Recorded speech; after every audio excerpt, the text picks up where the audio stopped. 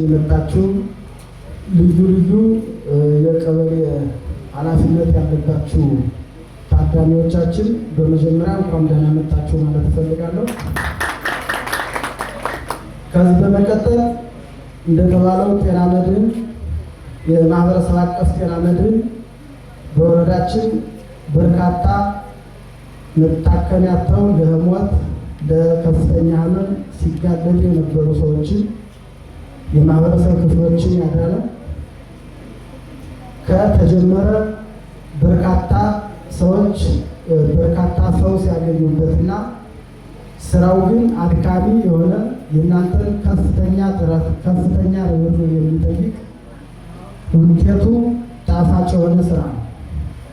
ይህ ተግባር ከተጀመረ ጀምሮ በርካታ ሰዎች ርብርብ በማድረግ የማህበረሰቡን አስተሳሰብ ከጊዜ ወደ ጊዜ እየቀየሩ የመጡበት ሲጀመር ግን እጅግ በጣም የማይደፈር የሚመስል የነበረ ነገር ግን ከዚህ ባለው የተለያየ ባለድርሻ አካላት ከወረዳ እስከ ቀበሌ ያላችሁት ባለድርሻ አካላት በከፍተኛ ጥረት በከፍተኛ ርብርብ ካስተሳሰብ ቅየራ ወደ ተግባር ያስገባችሁት ለማህበረሰባችን ህይወት የሆነ ተግባር ነው።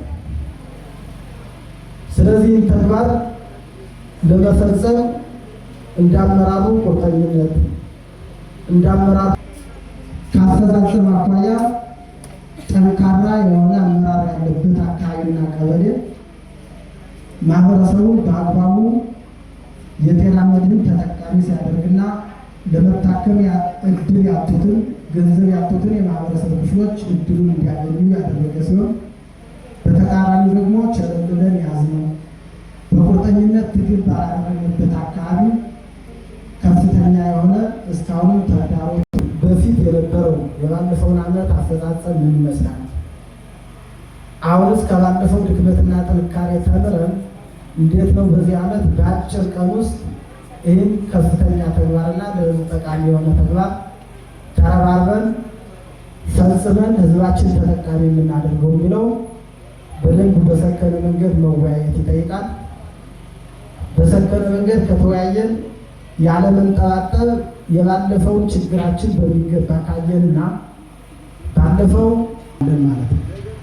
ስለዚህ ለማሳካት ከዚህ የሚቀርበው አፈጻጸም እንደ ተሞክሮ ለመውሰድ ከድክመቱም ለመማር በጥሞና መከታተል መውጣት መግባትን መቀነስ በሰዓቱ መገኘትና ትልቅ ትኩረት መስጠት ያስፈልጋል። ስለዚህ በዚህ መንገድ ከያዝነው